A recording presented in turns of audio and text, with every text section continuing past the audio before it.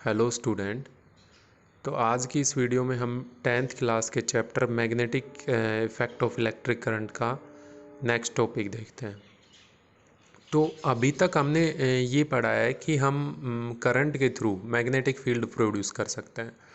आपने क्लियरली देखा होगा हैंस क्रिस्टियन ओरेस्टेड एक्सपेरिमेंट कि जब भी किसी एक वायर के अंदर से करंट फ्लो करता है तो उसके सराउंडिंग क्या डेवलप हो जाता है, मैग्नेटिक फील्ड डेवलप हो जाता है। सिमिलरली जब एक सोलेनोइड के अंदर से करंट फ्लो करता है तो उसके सराउंडिंग भी क्या डेवलप हो जाता है, मैग्नेटिक फील्ड, जो मैग्नेटिक फील्ड बिल्कुल रिजेंबल करता है बार मैग्नेट से। ठीक है। तो यहाँ से हमें क्लियरली ये पता चलता है कि हम करंट से मैग्नेटिक फील्ड प्रोड्यूस कर सकते हैं। ठीक है। तो क्वेश्चन ये अराइज होता है, क्या मैग्नेटिक फील्ड से करंट प्रोड्यूस हो सकता है? क्या हम मैग्नेटिक फील्ड के थ्रू करंट प्रोड्यूस कर सकते हैं? ऐसा कोई मेथड है हमारे पास?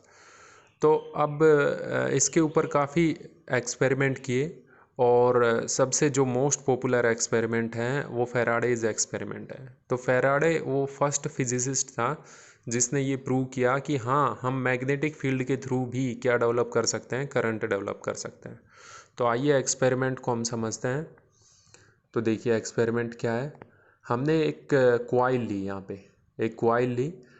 ये इंसुलेटर है हमारे पास, उसके ऊपर इंसुलेटिंग कॉपर वायर वाउंड किए, गैल्वेनोमीटर से कनेक्ट कर दिया। गैल्वेनोमीटर आपको पता है कि एक ऐसी डिवाइस होती है जो कि किसी भी सर्किट के अंदर करंट को क्या करती है, डिटेक्ट करती है कि करंट है या नहीं है। ठीक है। ये हमारे पास क्या है, बार मैग्नेट है। तो देखिए इनिशियली मैग्नेट हमारे पास किस में है, रेस्ट में है। उसके बाद हमने मैग्नेट को मूव करना स्टार्ट किया, किसकी तरफ, कॉइल की तरफ। तो हमने ये देखा गैल्वेनोमीटर की सुई है वो है राइट की तरफ डिफ्लेक्ट होती है। मतलब इस सर्किट में से क्या फ्लो करने लग गया, अब करंट फ्लो करने लग गया। ठीक है। अगर इस मोशन के दौरान जब भी हम मैग्नेट को कहीं पर भी मूव करना स्टॉप कर देते हैं तो हम देखते हैं गैल्वेनोमीटर की जो निडल है इनिशियल पोजीशन में फिर से आ जाती है। मतलब सर्किट में कोई भी करंट फ्लो नहीं करता या कॉइल में कोई भी करंट फ्लो नहीं करता। उसके बाद नेक्स्ट सिचुएशन देखते हैं। अगर बार मैग्नेट को हम अपोजिट डायरेक्शन में मूव करते हैं, पहले हम इस डायरेक्शन में मूव कर रहे थे टुवार्ड्स, अब क्या करते हैं, अवे। किससे अवे, कॉइल से। तो हम देखते हैं कि करंट की डायरेक्शन क्या हो जाती है, अपोजिट हो जाती है। किससे अपोजिट, अबो केस से। तो यहाँ फिर से अगर हम मैग्नेट को मूव करना स्टॉप कर देते हैं ड्यूरिंग मोशन तो गैल्वेनोमीटर की निडल फिर से इनिशियल स्टेट में आ जाती है। मतलब कोई भी करंट फ्लो नहीं करेगा। ठीक है। उसके बाद हमने पोलैरिटी चेंज की। आप देख रहे हैं यहाँ नॉर्थ पोल था, किसकी तरफ, कॉइल की तरफ। तो अब हमने पोलैरिटी चेंज की और तब मैग्नेट को किस तरफ लेके आए, कॉइल की तरफ। तो हमने देखा कि अब जो करंट है वो जस्ट रिवर्स आ रहा है, किससे, नॉर्थ पोल से। ठीक है। तो कंक्लूजन यहाँ से फैराडे ने ये निकाला कि करंट फ्लो करता है। ठीक है। करंट फ्लो करता है किसके अंदर, कॉइल के अंदर। When there is relative motion between coil and magnet. कब, जब रिलेटिव मोशन हो, किस में, कॉइल और मैग्नेट के अंदर। ठीक है। उसके बाद मतलब मीन्स ये है कि आप चाहे मैग्नेट को मूव करवा लो, चाहे किसको मूव करवा लो, कॉइल को मूव करवा लो। चाहे कॉइल स्टेशनरी रखो या चाहे मैग्नेट स्टेशनरी रखो, इनमें से किसी को भी मूव करवा सकते हो। रिलेटिव मोशन होना चाहिए इनके बीच में। ठीक है। उसके बाद सेकंड कंक्लूजन ये निकला कि direction of current is reversed.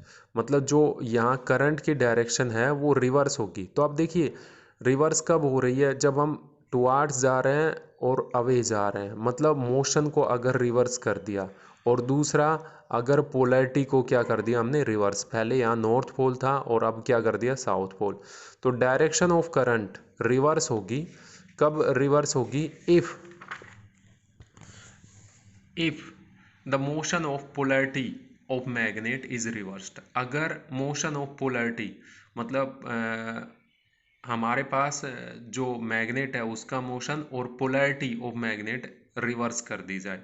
Third है current is the coil in the coil increased by rapid motion of coil और मैग्नेट। मतलब जितनी तेजी से हम मैग्नेट या कॉइल को मूव करेंगे उतनी ही लार्ज अमाउंट में क्या जनरेट होगा, करंट जनरेट होगा।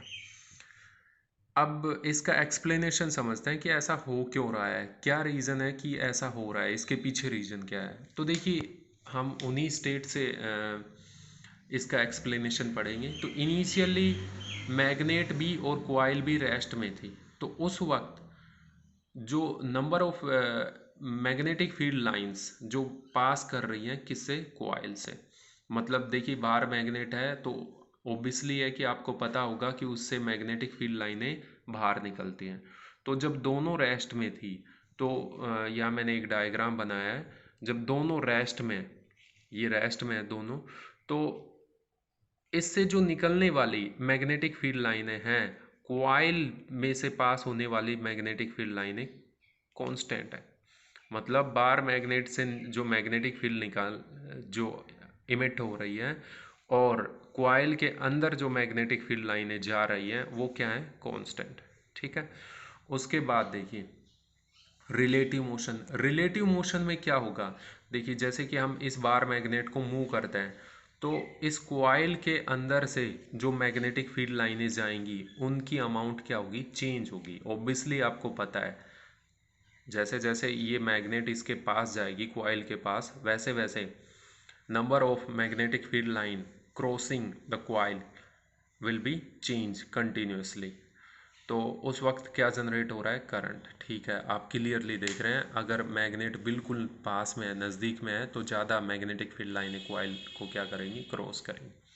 उसके बाद when rapid motion, relative motion is rapidly, अगर मोशन रैपिडली हो, हम ज़्यादा तेज़ी से मूव करवाएं कॉइल को किसकी तरफ, सॉरी मैग्नेट को किसकी तरफ, कॉइल की तरफ, तो ज़्यादा अमाउंट में करंट इंड्यूस्ड हो रहा था। तो ऐसा क्यों, क्योंकि देखिए यहाँ एक टर्म लिखी हुई है मैग्नेटिक फ्लक्स। तो देखिए मैग्नेटिक फ्लक्स होता क्या है कि भी किसी भी टाइम पर किसी कॉइल के अंदर से कितनी नंबर ऑफ मैग्नेटिक फील्ड लाइनें क्रॉस कर रही हैं वो उसका क्या होगा, मैग्नेटिक फ्लक्स, उससे लिंक मैग्नेटिक फ्लक्स, किसी भी एरिया से लिंक्ड मैग्नेटिक फ्लक्स। तो अब देखिए ज़्यादा तेज़ी से इस मैग्नेट को मूव करवाएंगे बहुत फास्टली, तो ज़्यादा तेज़ रेट से रैपिडली क्या चेंज होगा, मैग्नेटिक फ्लक्स, जिस रीजन की वजह से करंट की अमाउंट भी क्या आ रही थी, लार्ज आ रही थी। आई होप आप इस चीज़ को समझ गए होंगे। अब इसी का दूसरा एक्सपेरिमेंट देखते हैं। हमने एक ये कॉइल ली, कॉइल फर्स्ट, और इसको एक बैटरी से कनेक्ट किया और एक की से कनेक्ट किया। ठीक है। और सेकंड कॉइल ली हमने, गैल्वेनोमीटर से कनेक्ट किया है सेकंड कॉइल को। ठीक है। अब देखिए यहाँ पर हमने जैसे ही की को क्लोज किया, हमने ये देखा सेकंड कॉइल के अंदर एक मोमेंट्री डिफ्लेक्शन, मतलब बहुत कम टाइम के लिए एक करंट आता है। स्विच ऑफ करते हैं तो फिर से करंट आता है सेकंड कॉइल के अंदर, बट बहुत कम टाइम के लिए इन अपोजिट डायरेक्शन। किससे अपोजिट, स्विच ऑन से opposite.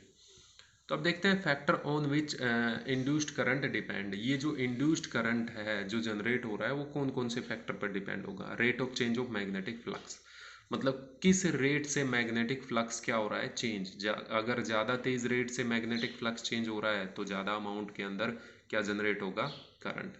Number of turns in the coil, coil के अंदर कितने नंबर ऑफ टर्न्स हैं। थर्ड है मैग्नेटिक फील्ड मूव टुवार्ड्स और अवे फ्रॉम द कॉइल, वो मैग्नेटिक फील्ड जो कॉइल की तरफ मूव कर रहा है और कॉइल से अवे जा रहा है। मतलब मैग्नेटिक फील्ड जितना स्ट्रोंग होगा इंड्यूस्ड करंट भी उतना ही ज़्यादा होगा।